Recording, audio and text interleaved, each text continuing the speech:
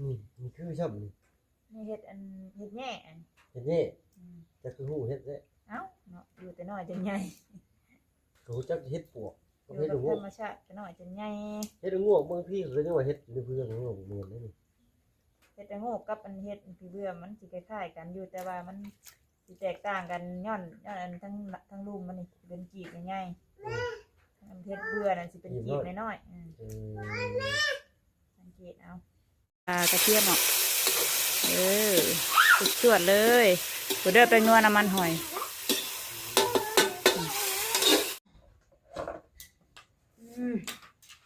มาตาลุยบัดนี้เนาะหลังจากมาแต่หาเฮ็ดรอบเช้ารอบแรงพี่น้องเลยอันนี้รอบแรงนี่เนาะรอบเช้าทางปลาใหญ่เพิ่นสิแกงแล้วเนาะแต่บ่ได้แบ่งขึ้นมากินซะพี่น้องเลยก็เลยเอารอบที่ว่าเฮาไปหากับเอ้ยนิวเพิ่นนั่นน่ะเนาะเอ้ยนิวกับป้าเตอร์พี่น้องเลยเอ้ยนิวเพิ่นก็เมื่อแล้วได้ดอกกำนึงแต่กระบะกระบอกพี่น้องเลยไปหาเนาะไปหาเฮ็ดกับบ่ได้เฮ็ดคนหาหลายเนาะอยู่ป่าแบบว่า300กันพี่น้องเนาะไปเมื่อกี้นี่ก็ได้ยาดองโง่ดอกนึงรอดหูรอดตาคนอื่นพี่น้องเนาะก็เลยว่าสิเอาขึ้นมาพัดตัวนี้พี่น้องเลยถ้าเอาเพิ่งขึ้นมาต้มก่อนประจังพัดเท่านั้นเนาะยันว่าพัดเลยแต่ยันมันบ่สุกว่าซั่นเอาก็สิเฮ็ดตามเพิ่นบอกนั่นแหละพี่น้องเลยทั้งป้าเพิ่นแกงแล้วเนาะแกงได้กับซิมน้ำเพิ่นน้อยนึงดอกพี่น้องเลยซิมน้ำป้าเพิ่นน้อยนึงแล้วก็ย่างขึ้นมาน้องเต๋อเพิ่นอยู่กับพ่อเพิ่น2คนมื้อนี้เนาะพ่อเพิ่นเอาขึ้นมาอยู่น้ำพ่อเพิ่นแปลงรถพี่น้องเลยเฮ็ดแปลงรถแปลงร่างเพิ่นอยู่ยังลูกเอายังเฮ็ดได้ไดลูกแม่สิขูดเฮ็ดนี่แม่สิขูดตีนเฮ็ดนี่เฮ็ดได้ไดแม่เฮ็ดได้ไดลองดิโอ้ยขากล้องแต่มันบุเป็นตาไส้ได้อันนี้อ้าวตั้งไว้แบบเดี๋ยวแป๊บนึงเดี๋ยวสบายดีป้าต้องก่อนไปสบายดีเอาแม่เอาให้นี่นะเอาให้แล้วเอาให้เลยนี่สบายดีก่อนจ้ะโอ้ยแล้วกันบัดสบายดีก็บ่สบายดีบุพาไปซื้อโป้รถบัดนี้สบายดีก็ได้ไหมให้แม่กัดให้นี่แม่สบายดีกันสบายดีป้าลูกเห็นไหมแม่สิเฮ็ดให้กินเห็นกินว่ากินบ้านี่เอ้ยไปแล้วกูแต่งคากล้องให้พ่อเลยไปกินข้าวน้ำพ่อลูกเด้อมาขูดตีนเฮ็ดกันเด้อไว้พัดพอเพิ่นหุงข้าวพี่น้องเนาะก็เลยว่าตอนแรกว่าสิเอาขึ้นมาแกงแต่บ่มีผักอันนั่งตู้พี่น้องบ่มีผักนั่งตู้กับส้มใส่เนาะก็เลยว่าสิพัดกินกับข้าวหุงนี่แหละพี่น้องเลยอะไรกินข้าวน้ำพ่อไปลูก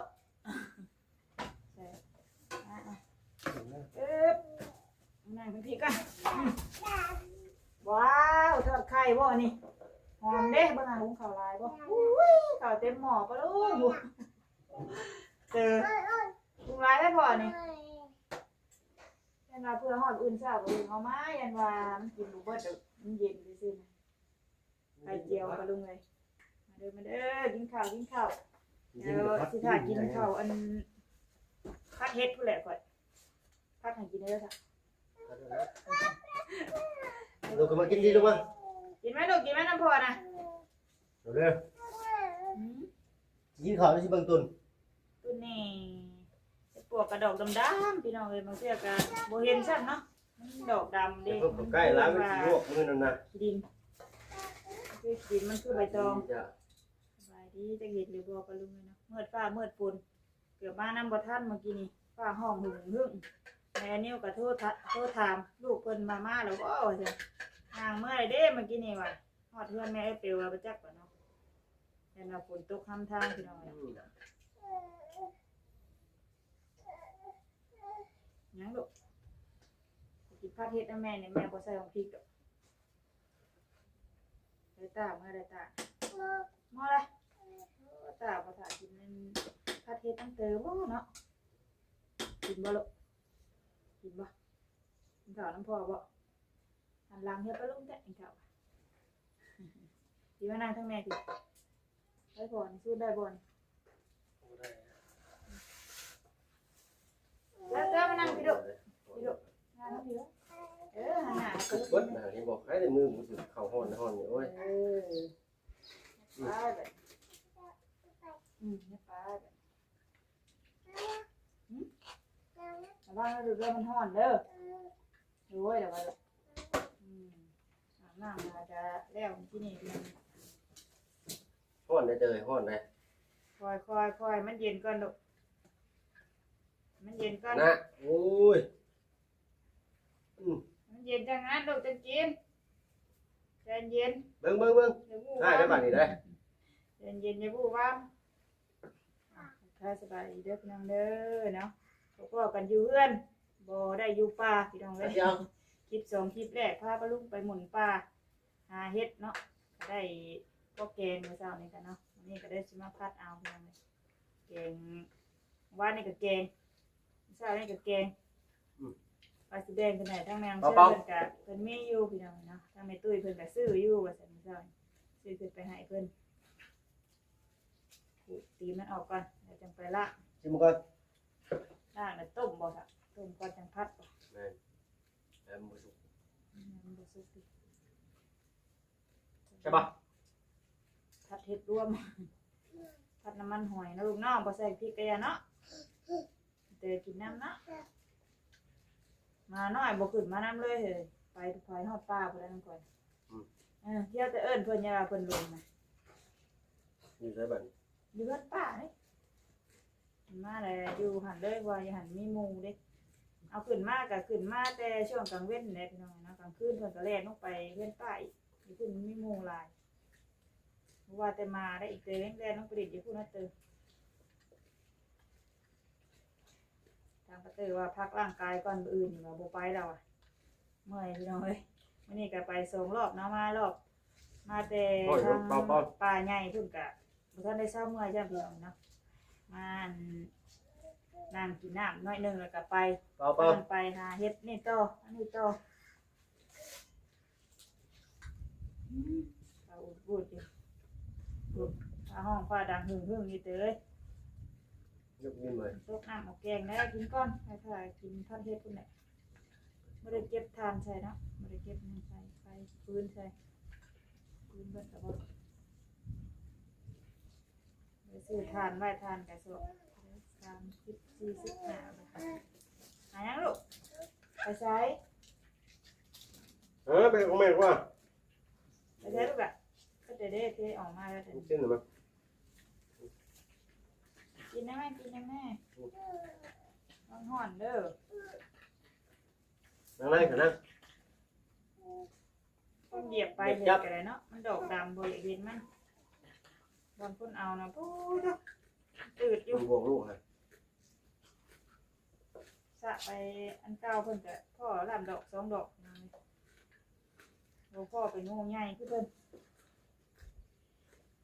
เอาพึ่งยังไฟโคมไป เพิ่นไปก้านเอาได้แล้วว่าวันนายนั่นอยู่เชียงป่าโอ้ยเขามาก้านนำคืนนี้แล้วว่ะ ไปช่วยมาทัน เซลแล้วว่ะสวยเติบได้มาเช้านี่กี่ว่าปัตเตอร์เพิ่นสิไปส่งนักเรียนก่อนถ้าเรามาจังสิพากันไปว่าซั่นพี่น้องเนาะเพราะว่าทางปัตเตอร์เพิ่นสิจักป่าทั้งนั้นนะตอนแรกว่าสิไปกับแม่นิ้วเพิ่น2คนก็ยังว่าบ่จักป่าอู้ทางผู้ทางหน้าเบาปุ้ยอยู่เลยทำหน้าหมอจีนนี่ได้มันมีเขียดนี่ได้ไม่เคยไปว่ะจะไปกินปลากับลุงบ่ใส่ตะกี้ไปนะไปครับ ไปผู้ใดแถวนั้นในปลาใหญ่เนี่ยเดี๋ยวไปแถวนี้ก็อันนี้เด็กพี่น้องเนาะโดนน้อยๆโดดต้นปลาเหยียบตีนกัน ขอที่ทานไปเยอะไปน้อง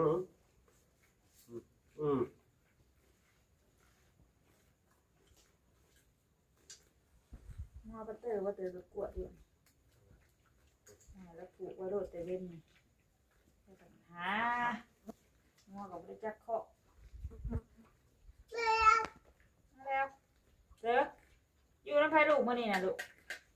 ฮะอยู่น้ำป้าบ่อยู่น้ำป้าอยู่น้ำพ่อพ่อพาไปใช้ลูกกินนี่ฮะ พ่อพาไปใส่บอก พ่อพาไปใช้ลูกพาไปใช้พ่อพาไปซื้อปุ้งบ่เราไปซื้อปุ้งไปเลย ติดหัวเลย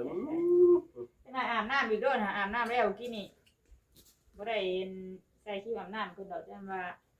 เกิดกินหันกินนี่ก็เปื้อนอีกว่าจังไหนแรงจังอาบอีก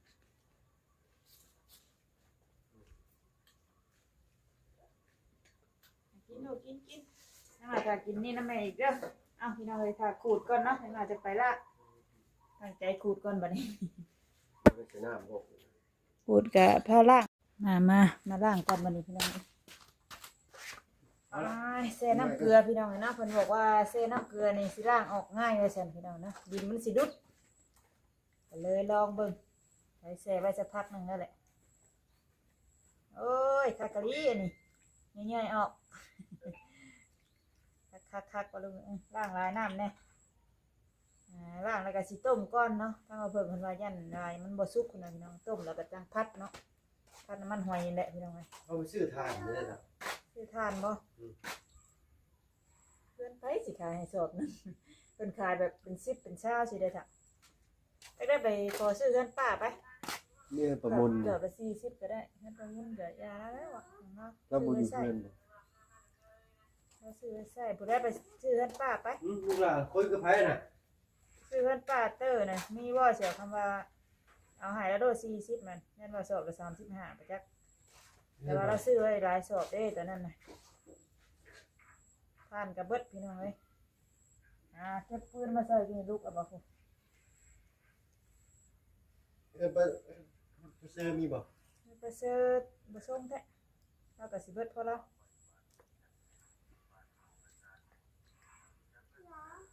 แต่ถามเพิ่นปัญญาไปเตือนขอซื้อน้ำดาวคำว่าเราบ่เอาเงินก็บ่ได้พอสิให้ได้ดอกแต่ว่าไปหาซื้อเงินคนอื่นเพิ่นบ่ขายดอกสอบเดียวนะเพิ่นขายยกอันนั้นนะเป็น10เป็น20สิได้คำว่าสอบก็บ่ให้ฮัลโหลบ่นะ โน้เบิ้ง เฮ้ยนะ เบิ้งเขาทำเป็นนอกนะ ข้างเฮ็ดช่วยแม่พี่มา เบิ้งไปเจอ ข้างหลายน้ำเอาพี่น้องเลยทำแหนะขี้ดินแช่เกลือไว้จะได้หรือว่าได้ผลอยู่พี่น้องเลยดินรุดอยู่แต่ว่าก็ต้องล้างหลายน้ำอยู่เห็นว่ามันแหนะมันอยู่ในดืบดอกมันนี่เนาะดูแบ่งให้ปัตเตอร์นั่นนี่ยันว่าปัตเตอร์เพิ่นใส่น้ำกันพี่น้องเลย2คนจังพ่อพ่อแกงประมาณสั่นก็ได้แต่ว่าสั่นนั่งสิพัดเอาได้สิแบ่งให้ป้าเพิ่นน้ำกินกับข้าวหุงเนาะมันสิแซ่บอยู่ดอกเฮ็ดละโงกน้ำแน่เฮ็ดปวกน้ำแน่ก็เฮ็ดอันวายดอกนึงพี่น้องเลยเฮ็ดละโงกดอกนี่งามดอกใหญ่ฮะกินออกก็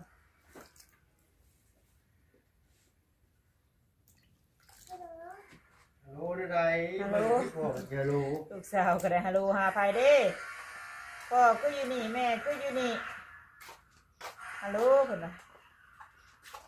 โทรศัพท์ไปฮัลโหลนะห้างว่าแล้ว โทรศัพท์ห้างวะลูกเนี่ยก็ฮัลโหลอยู่ปะลุงเอ้ยโทรศัพท์ที่ห้างฮัลโหลโทรหาปะลุงบ่หาปะลุงมากินแกงเห็ดปวกไว้โดแกงเห็ดเด้อปะลุงป้อมดู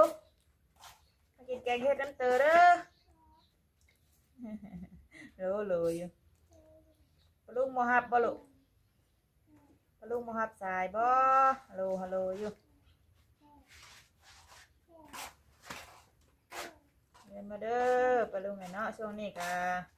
เห็ดกำลังออกลายเนาะมากินแกงเห็ดน้ำกันเด้อบ่จักเห็ดละโงกเห็ดปวกเนาะเห็ดดินเห็ดดอนก็มีเบิดนี่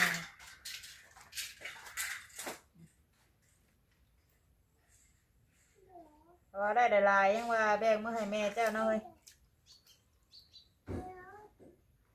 นี่เนาะบ่เพิ่งเพิ่นเมื่อบ้านจะได้แบ่งมาให้เราพอได้แกงนะพอได้นึ่งให้ยายได้ละมักนึ่งไปบ่ถามคนอื่น ถามให้แม่เจ้าก็มาสิได้เห็นว่าซื้อกับแพงพี่น้องเนาะโลนึงก็100,000กว่า150,000 160,000 งูจิ๊บ แม่นบ่โลนึงนะ เนี่ย เฮ็ดปวกนะแพงนะโลนึง150,000นั่นซื้อถุงน้อยๆนึงนะ50โอ้พอดแกง บ่มีเห็ดเบื่อพ่อ เฮ็ดเบื่อเฮ็ดบ่เบื่อก็ฮู้อยู่เนาะ งูได้เห็ดเบื่อ เบื่อมันก็สิเป็นอีกแบบนึง นี่คือชอบนี่ นี่เฮ็ดอันเฮ็ดแง่อัน เฮ็ดนี่จะคือหูเฮ็ดเด้ เอ้าเนาะอยู่แต่น้อยจนใหญ่ ก็หูจักเฮ็ดปวก อ ก็ ยู่ เฮ็ด กับ งู ธรรมชาติแต่น้อยจนใหญ่ เฮ็ดงูบางพี่คือยังว่าเฮ็ดในเพื่อนงูเหมือนนั่นนี่ เฮ็ดแต่โง่กับอันเฮ็ดพี่เบื่อมันสิคล้ายๆกันอยู่แต่ว่ามันสิแตกต่างกันย้อนอันทั้งรูมมันนี่เป็นกีบใหญ่ๆอันเฮ็ดเบื่อนั่นสิเป็นกีบน้อยสังเกตเอาไปบ่ไปหาปืน ไป เสื้อนเพิ่นอยู่พี่น้องเอ้ยเมื่อคืนนี่เด้อยันว่ามันสวยหมู่นะหมู่ก็เฝ้าไปแต่เช้าก็เลยบ่ได้ปลุกเพิ่นซะ ไปแต่เช้าได้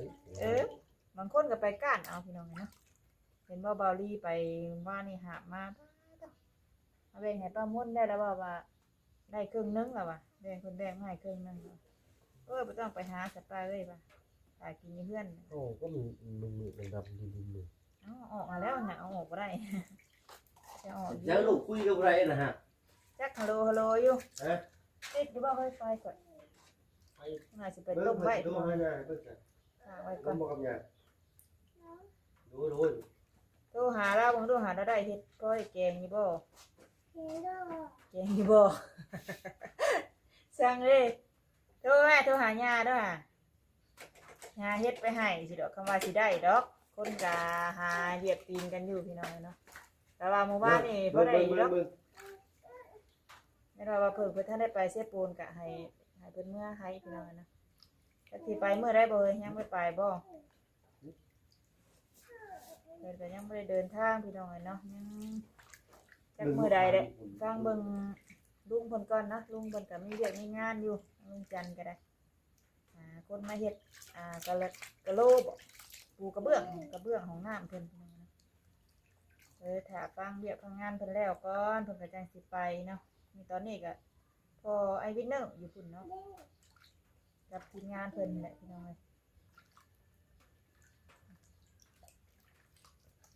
ฝนตกแล้วบัดนี้ลงเม็ดปกเป๊กเลย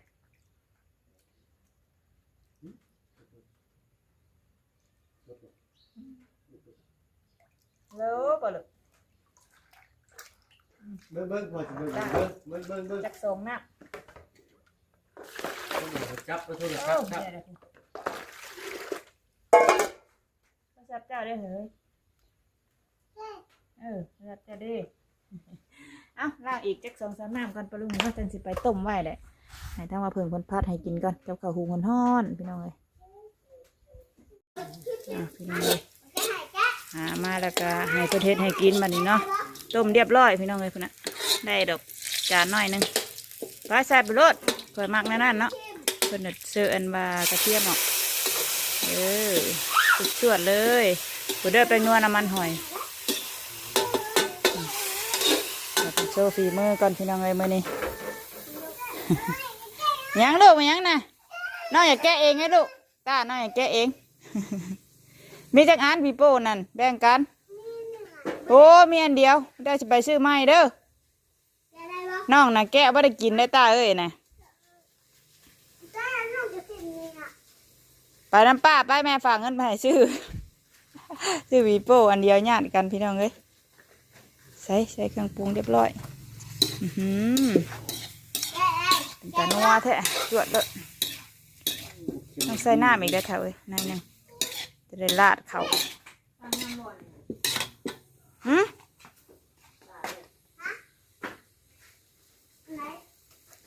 นี่โนพัดมันนี่พี่น้องไงเนาะแกงกับแกงแล้วยังเหลือพัดแล้วก็เฮ็ดส้มเฮ็ดได้แบบนี้เนาะทำได้ลายก็เฮ็ดส้มได้พี่น้องเลย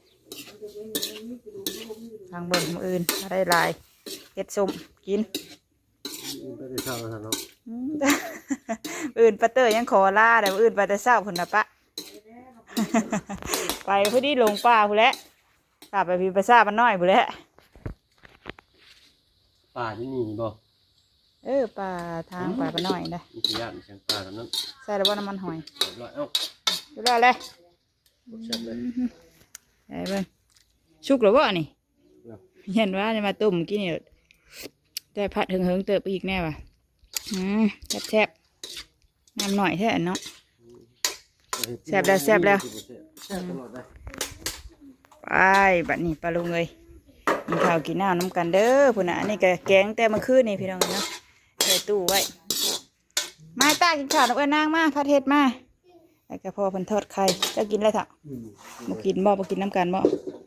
โอ้ส่งกระตากเปื้อยอยู่พี่น้องเพิ่นซักผ้าเมื่อเช้านี้เนาะเดี๋ยวมากินข้าววะลูกมาเฮ้ย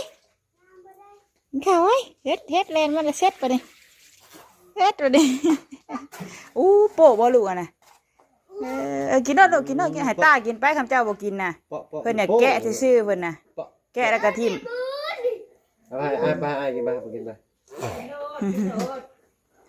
ไปปลาลุงไงเนาะคลิปนี้ก็ตอนกินก็คือสิบ่ได้ถ่ายให้ปลาลุงเบิ่งหรอกเนาะตอน